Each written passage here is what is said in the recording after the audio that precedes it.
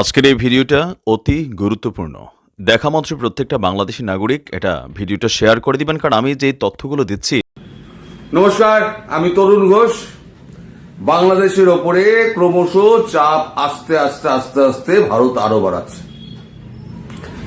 একদিন শিলিগুড়িতে আপনার হচ্ছিল, সমতল এরিয়াতে আপনার যুদ্ধাভ্যাস হচ্ছিল। এবার মোটামুটি রাস্তাটা ওয়ান লেন হয়ে যাওয়ার পর এখন গাড়ি ফাড়ি ট্যাঙ্ক ফ্যাঙ্ক নিয়ে গিয়ে একেবারে চিকেন নেকের ওপরে, ঘাড়ের ওপরে একেবারে যুদ্ধাভ্যাস শুরু করলো ভারত। কাল সকাল থেকে এটা শুরু হয়েছে। এইটা একেবারে আপনার সমস্ত মিসাইল গুলো সমস্ত যা আছে সমস্ত নোটাম জারি করে দু চারটে ফায়ার করা হয়েছে বঙ্গোপসাগরের দিকে, নোটাম জারি করে দিয়ে। মানে সব টেস্টিং কমপ্লিট হয়ে গেছে। এইবার শুধু রাস্তাটা পুরো কমপ্লিট হওয়ার জন্য বাকি রয়েছে। আমরা যেটা খবর পেলাম, আর 6 কিলোমিটার রাস্তা, 8 কিলোমিটার ছিল, আর 6 কিলোমিটার রাস্তা বাকি আছে তৈরি করতে। কারণ এই যুদ্ধকালীন পরিস্থিতিতে বর্ডার রোড অর্গানাইজেশন এই রাস্তা তৈরি করছে। এখন এই খবরটা হিন্দুস্তান টাইমস করেছে। হিন্দুস্তান টাইমস যেটা লিখেছে সেটা হচ্ছে army military exercise near LAC, লালমনিরহাটে চীনা ঘাঁটি জুজুকে বুড়ো আঙুল ভারতীয় সেনা করল পাল্টা শক্তি প্রদর্শন। বার্তা সংস্থা এএনআই রিপোর্ট অনুযায়ী উত্তর সিকিমের প্রকৃত নিয়ন্ত্রণ রেখা বরাবর মালভূমি উপসেক্টরে ভারতীয় সেনাবাহিনী তাদের সামরিক দক্ষতা প্রদর্শন করেছে। পূর্ব হিমালয় পর্বতমালা জুড়ে অবস্থিত এই উপসেক্টরটি দেশের সবথেকে উঁচু এবং শীতলতম যুদ্ধক্ষেত্রগুলির মধ্যে একটি। সেখানেই অত্যাধুনিক সরঞ্জাম এবং উন্নত প্রযুক্তি সজ্জিত কামান এবং অন্যান্য সাঁজোয়া যান নিয়ে মহড়া দেয় সেনা। এটা হচ্ছে গতকাল 16 এপ্রিলের খবর। এখন এই যে বাংলাদেশ যে জেহাদি যারা আছে, এই জেহাদ তো সমস্ত মুখে তরপানি। এবার যখন ভারতীয় সেনা ঢুকবে তখন এই জেহাদিরা লুঙ্গি তুলে বঙ্গোপসাগরের দিকে তারা দৌড় দেবে। মুখোমুখি যুদ্ধ করার সাহস নেই। আর যে কটা যুদ্ধ করতে আসবে সব কটার পেট ফাঁসবে ওই আমাদের গোর্খা রেজিমেন্টের কুগরির ঘায়ে। এ একেবারে নিশ্চিত। তাহলে লালমনির হাটের দিকে, লালমনির হাট তো পুরো যাবে, রংপুর গেলে পরে লালমনির হাটও যাবে, ও তো আর থাকবে না। রংপুর আপনাদের থাকছে না, ওদিকে আপনাদের কক্সবাজার আর আপনার চট্টগ্রাম, এগুলো এ দুটোও থাকবে না। যখন আক্রমণ হবে দুদিক দিয়ে জোড়া ফলায় আক্রমণ হবে, এটা নিশ্চিত। সময় লাগছে। এখন ভূ রাজনৈতিক আর অর্থনৈতিক যে ব্যাপারগুলো চলছে তাতে একটু টালমাটাল অবস্থা। ভারতকে প্রতি মুহূর্তে পদক্ষেপ হিসেব করে মেপে ঝুঁকে নিতে হচ্ছে। কারণ ট্যারিফ ওয়ার নিয়ে যে সমস্ত চলছে কর্মকাণ্ড, সেখানে ভারত নিজের অবস্থানটাকে শক্ত করার সঙ্গে সঙ্গে একটা বড় অভিযান করতে চাইছেন। এর মধ্যে যেটা হচ্ছে বড় খবর যেটা, সেটা হচ্ছে ট্রান্সশিপমেন্ট বন্ধ করা হয়েছিল, খুলে রাখা হয়েছিল দুটো দেশ যারা সড়ক পথে স্থলবন্দর দিয়ে নেপাল এবং ভুটানে তারা মাল সাপ্লাই করার রাস্তাটা বাংলাদেশকে খুলে রেখে দিয়েছিল ভারত। এবার সেই দুটো রাস্তাও বন্ধ করে দিল। কিন্তু এত বড় খবরটা সেটা এই হিন্দুস্তান টাইমস একেবারে ভেতর দিকে ঢুকিয়ে দিয়ে একেবারে খবরটার 12টা বাজিয়ে দিয়েছে। যদিও যে খবরটা করেছে সেটাও খুব গুরুত্বপূর্ণ, তবুও এই খবরটা আমি আগে পড়ছি। ভারত ইতিমধ্যেই বাংলাদেশের ট্রান্সশিপমেন্ট বাতিল করেছে। এই আবহে তেলে বেগুনে জ্বলে উঠেছে পড়শি দেশ। ট্রান্সশিপমেন্ট বাতিলের 24 ঘন্টার মধ্যেই একাধিক বাংলাদেশি ট্রাক ফিরিয়ে দেওয়া হয় ভারত সীমান্ত থেকে। উল্লেখ্য, ট্রান্সশিপমেন্ট সুবিধার জেরে ভারত এবং নেপাল এবং ভুটানের মতো দেশে সড়ক পথে পণ্য রপ্তানি করতে পারত বাংলাদেশ। এবার সেই সুযোগ আর পাবে না বাংলাদেশ। এর জেরেই বাংলাদেশের বাণিজ্যে বিরূপ প্রভাব পড়তে শুরু করেছে। উল্লেখ্য, কয়েকদিন আগেই চীনে গিয়ে ভারতকে চোখ রাঙিয়েছিলেন বাংলাদেশের প্রধান উপদেষ্টা মোহাম্মদ ইউনূস। এই আবহে ভারতের তরফ থেকে বাংলাদেশের ট্রান্সশিপমেন্ট বাতিল করা হয়। এহেন পরিস্থিতিতে আবহে বাংলাদেশের গার্ডিয়ান নিজেদের মাথায় হাত পড়েছে। এদিকে ভারতের বিরুদ্ধে প্রতিশোধ নিতে গিয়ে বাংলাদেশ যেন নিজের পায়ে কুড়ুল মারছে। কুড়ুলটা কিরম মারছে সেটা হচ্ছে, ভারতের বিরুদ্ধে প্রতিশোধ দিতে গিয়ে নিজেদের পায়ে কুড়ুল মারল বাংলাদেশ। দেখুন 16ই এপ্রিল হিন্দুস্তান টাইমস খবরটা করেছে, লেখা হয়েছে ভারত থেকে সুতো আমদানি নিষিদ্ধ করেছে বাংলাদেশের জাতীয় রাজস্ব বোর্ড। এই সিদ্ধান্তের ফলে বেনাপোল, ভোমরা, সোনা, মসজিদ, বাংলাবন্ধ এবং বুড়িমারির মতো প্রধান স্থলবন্দর দিয়ে সুতো আমদানি আর সম্ভব হবে না। ভারত থেকে সস্তায় তুলো আমদানির ফলে দেশীয় সুতো শিল্পের ব্যাপক ক্ষতি হচ্ছে বলে অভিযোগ করেছিল বাংলাদেশ টেক্সটাইলস মিল অ্যাসোসিয়েশন।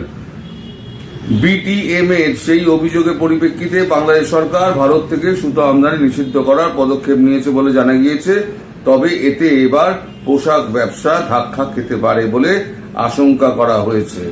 বিটিএম বলেছে, স্থলপথে ভারত থেকে যে সুতো আমদানি করা হয় তার দাম সমুদ্রপথে আসা সুতোর থেকে অনেক কম, যার কারণে স্থানীয় মিলগুলো প্রতিযোগিতায় হেরে যাচ্ছিল। যেমন বাংলাদেশে 30টি সিঙ্গেল সুতোর দাম প্রতি কেজি $3.40,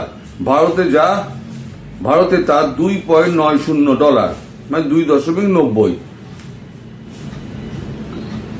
বাংলাদেশে 30টি সিঙ্গেল সুতোর দাম হচ্ছে $3.40, ভারতের হচ্ছে $2.90 ও ভিয়েতনামেরটা $2.96। বিটিএম এর অভিযোগ, স্থলবন্দরে পর্যাপ্ত পরিকাঠামো ও পরিদর্শন সুবিধা না থাকায় আমদানিকারকরা মিথ্যে ঘোষণা দিয়ে কর ফাঁকি দিচ্ছেন। তবে বাংলাদেশের পোশাক রপ্তানিকারকরা ইউনূসের এই সিদ্ধান্তকে আত্মঘাতী বলে অভিহিত করেছেন। বাংলাদেশের নিটওয়্যার ম্যানুফ্যাকচারার অ্যান্ড এক্সপোর্টার্স অ্যাসোসিয়েশনের সভাপতি মোহাম্মদ হাতেম এই পদক্ষেপের ফলে তৈরি পোশাক রপ্তানির খরচ বাড়বে এবং ক্ষুদ্র মাঝারি উদ্যোক্তাদের জন্য বাজারের প্রতিযোগিতা আরও কঠিন হবে। বাংলাদেশের পোশাক শিল্প দেশের অর্থনীতির মেরুদণ্ড। এটি ভারত থেকে প্রায় 95% তুলো আমদানির উপর নির্ভরশীল। 2024 সালে বাংলাদেশে 12,50,000 মেট্রিক টন সুতা আমদানি করেছে, যা 2023 সালের তুলনায় 31.5% বেশি।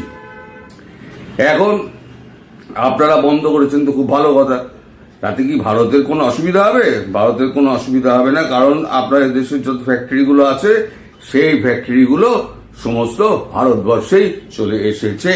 ফলে ভারতবর্ষের তুলো ভারতবর্ষেই লেগে যাবে, আপনাদের ভারতবর্ষ নিয়ে চিন্তা করতে হবে না। আমরাও বাংলাদেশ নিয়ে চিন্তা করছি না, আমরা চিন্তা করছি হিন্দুদের সংখ্যালঘু যারা আছে তাদের সুরক্ষার প্রশ্নে।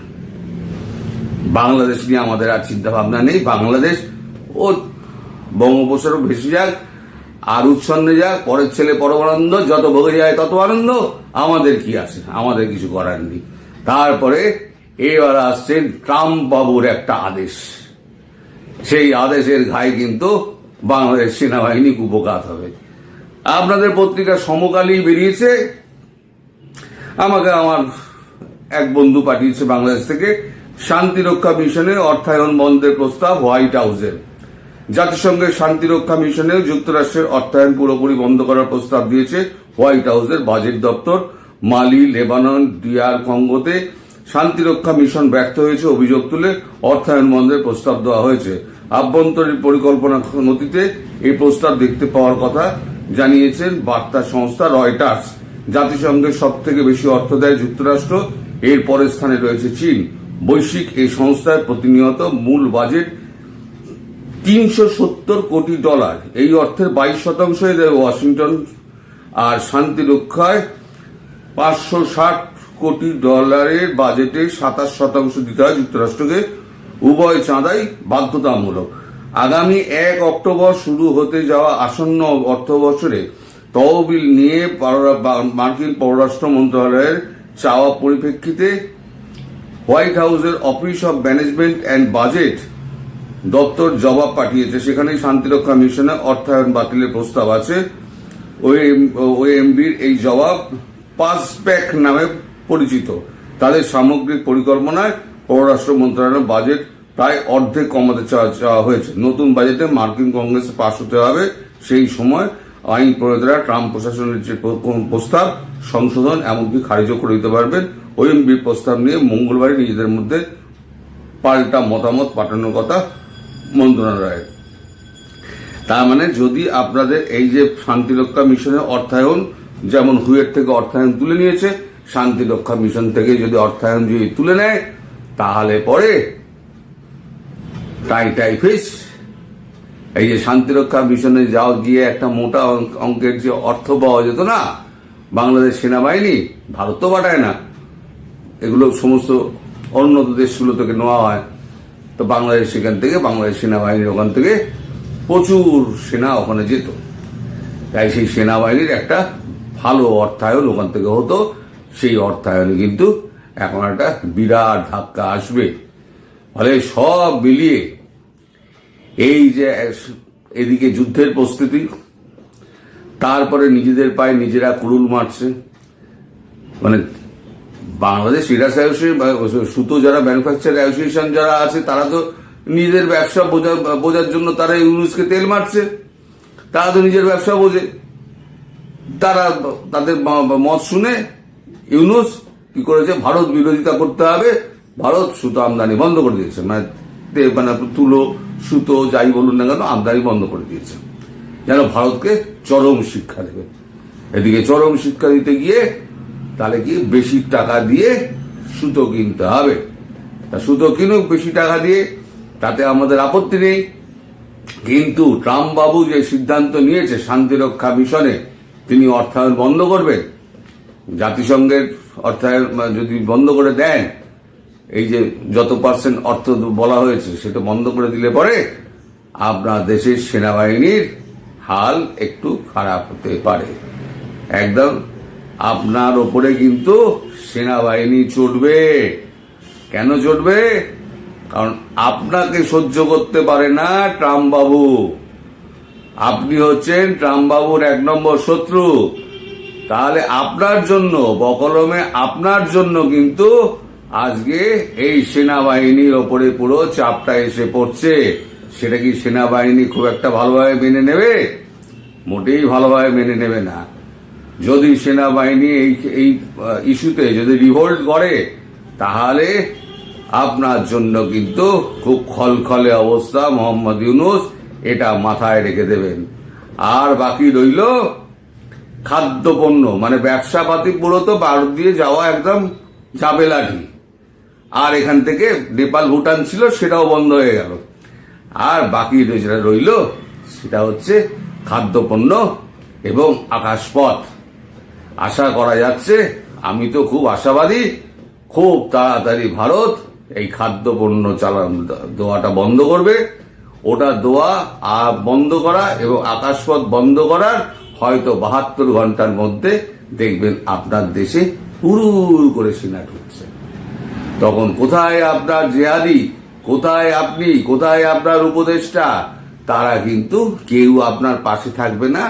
আপনার কলার ধরে হিরির করে ভারতীয় সেনা আপনাকে বার করে নিয়ে যুদ্ধবন্দী হিসেবে ভারতবর্ষে নিয়ে আসবে এবং ভারতবর্ষে বাকিটুকু কাজ আপনার শান্তি মতো হবে।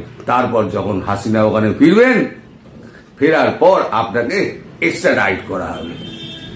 আপনি যাতে পালাতে না পারেন তার জন্য ভারতবর্ষ এই সমস্ত ছকটক করে রেখে দিয়েছে। আমি আগাম বলে দিলাম আপনাকে, আপনি সতর্ক হয়ে যান। বুঝলেন? আপনার ডেজ আর নাম্বারড। সবাই ভালো থাকবেন, সুস্থ থাকবেন, সাবধানে থাকবেন। নমস্কার।